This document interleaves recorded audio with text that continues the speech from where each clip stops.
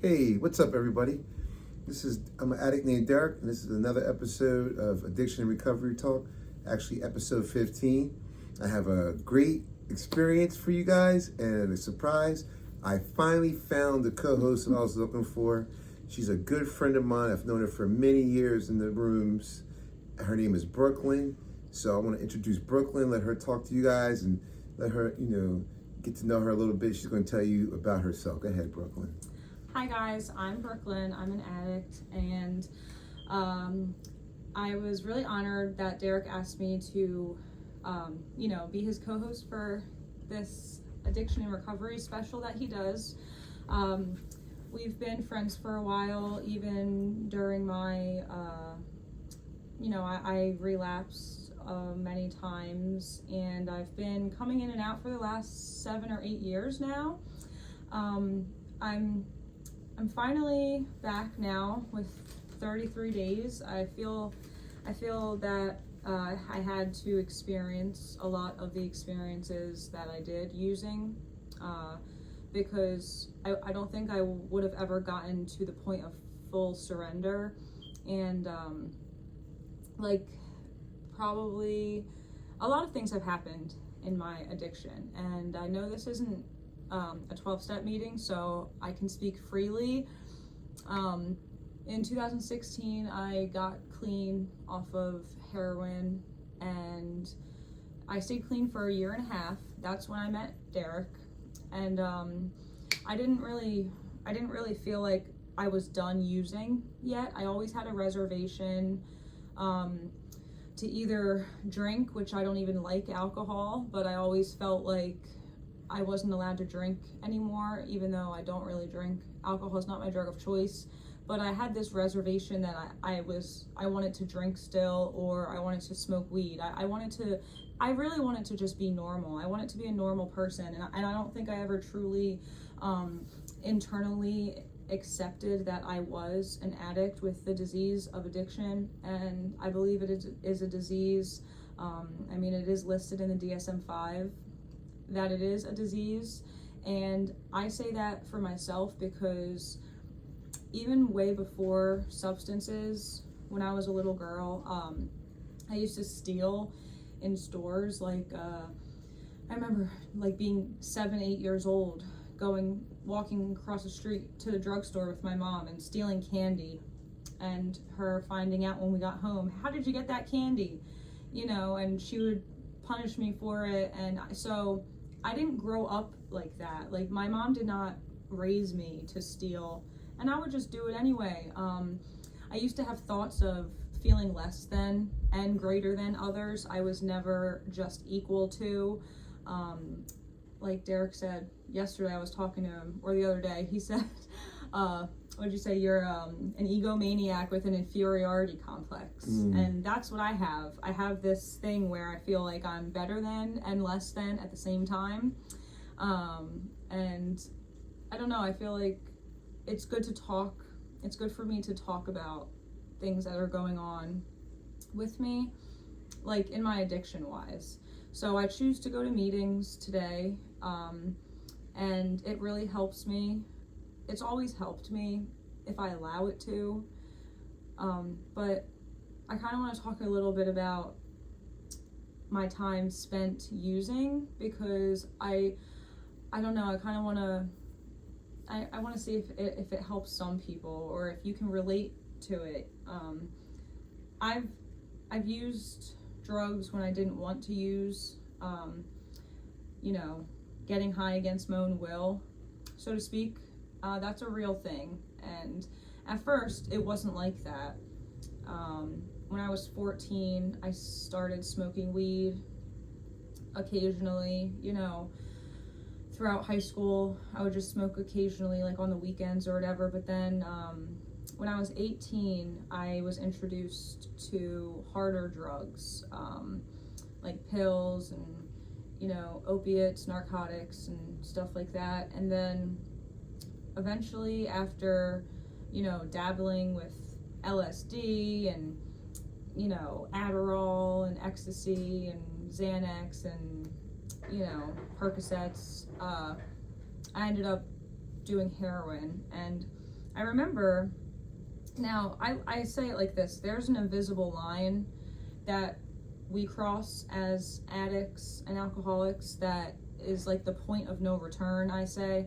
And I remember when I crossed that point of no return. Well, I don't remember when I crossed that line, but I remember the day that I realized that I crossed that line. Like, I was driving with my significant other at the time, who we were using together, and we were driving back from Camden, and we had just got a bundle, and he was splitting it up, and he handed me some of the bundle, and I looked at it in my hands, and something clicked in my brain, and I was like, I looked at him and I was like, oh my God, we're heroin addicts. Like, it was something like, you know, like the people you see on TV and the people on intervention, like the people you see on the news, like we're those people. And I come from a lower middle class family from a suburb, you know, in New Jersey, right outside of Philadelphia. So I was raised, you know, with morals and values. I was raised to have respect for your elders. Like, I was raised right, so to speak. And I never thought that I would ever be looking at a few bags of heroin and, you know, being addicted to it. And I'll never forget that point in my life. But that still didn't, you know, that wasn't enough for me. I still continued to use heroin for about 2 years. I ended up using a needle, and that was kind of my turning point, because then my tolerance got higher, which means I needed more and more and more, and then I wasn't even getting high anymore. It was like I was just waking up to use, to feel like I feel right now, you know, normal, like, so I wouldn't have the shakes or the sweats or the chills or anything. And it was like I was living like at an animalistic level. And I went to rehab for the wrong reasons. I went because my coworkers found out I was using. There was a girl that worked there that her fiance was in the program, the 12-step program, and so she kind of knew about you know, addiction and everything. So I kind of went to rehab to please my coworkers, to please my boss, so I could keep my job, number one, because otherwise, like, they wouldn't have let me keep my job, to please my mom, to please, you know, my family and stuff. And when I went, though, to rehab, I had this. Now, I've always been a spiritual person. I've always believed in a higher power, or God, you know, it's a short word to call a higher power. I've always felt connected with something outside of the physical realm. And when I got to rehab, I saw the 12 steps on the wall, and I read them, and I was like, oh, that's all I have to do to stay clean, you know? And for me, it wasn't even about staying clean at first. It was kind of just like, my life is a mess, and I don't know what's happening, and I'm sick all the time, and I don't want to feel this way anymore. It wasn't really about staying clean for me at first. And I mean, that's okay, because it brought me here, you know? Like, I've always been willing to try to change, but there was a lot of things that were in the way. I used to have a lot of reservations, like I said earlier, about like, oh, I'm never going to be able to drink again, or, you know, and I never really truly accepted that I was an addict, even though I knew I was, but I wouldn't listen to suggestions. Like, when I got clean, I did all the things that they told me to do, like go to meetings every day, get a sponsor, get a home group. I did all of those things, but I wouldn't listen to my sponsor. I didn't listen to what she said. And when she would tell me something I didn't want to hear, I would just change sponsors. And I did that 16 times in the first 16 months of my recovery. So think about it. That's one sponsor a month. You know, I wasn't getting anything out of it. I would sleep around. I used men as my new addiction. For validation, and I was very insecure. I had very low self-esteem. I didn't surround myself with women because I felt like they were in competition with me. You know, I just did all the wrong things, basically. I was 20 years old when I first came in, so now I'm 28, and I've had a lot of experience throughout the last 8 years of my life. You know, I've been to over like 40 some odd treatment centers. That's like detox, residential, PHP, IOP, like been to over 40.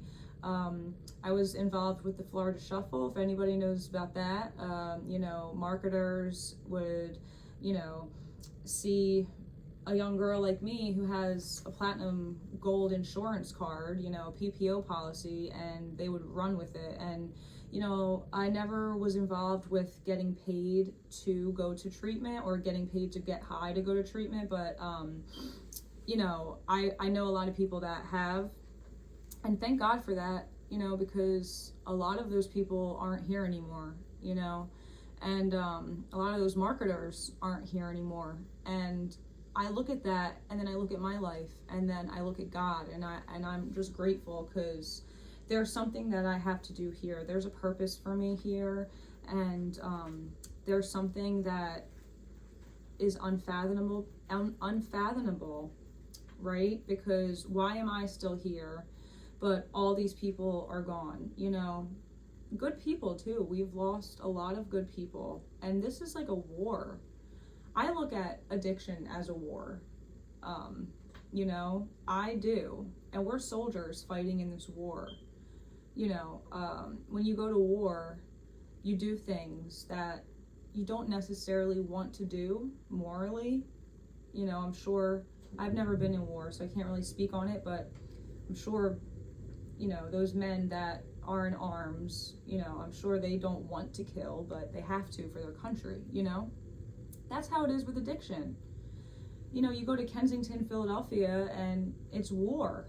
That's a war zone, okay? And there's nobody here to help us except us. I have to help me. You're not gonna help me. The police aren't gonna help me. You know, the probation officer isn't gonna help me. Jail's not going to help me. Rehab's not going to help me. Therapy's not going to help me. You know, nothing's going to help me but me. I have to be willing to help myself. I have to be willing and honest and open-minded about where I've gone wrong, what I've done wrong, hold myself accountable. Like, if I get into a fight with my daughter's father and I'm in the wrong, I'll admit that, you know.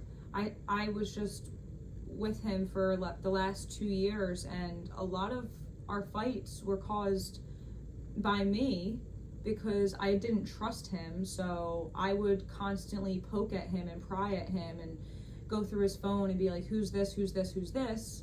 You know, come to find out, you know, he was doing dirt, but looking at, like, I have to look at me, right? Because for the longest time I would blame all of my issues and everything that was happening in my life on someone else. Like, oh, well, he did this to me, so that's why I'm in this situation.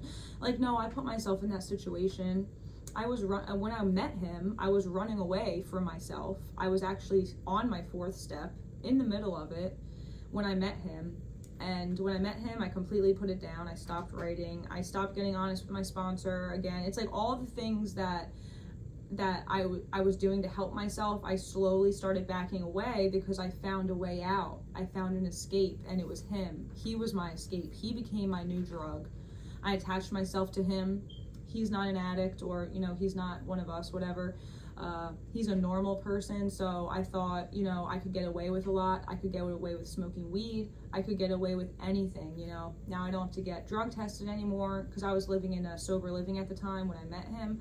And it was just like running away from myself. And yeah, like, you know, he did wrong to me, but there's one thing though, I was loyal to him, and, you know, he hurt me a lot.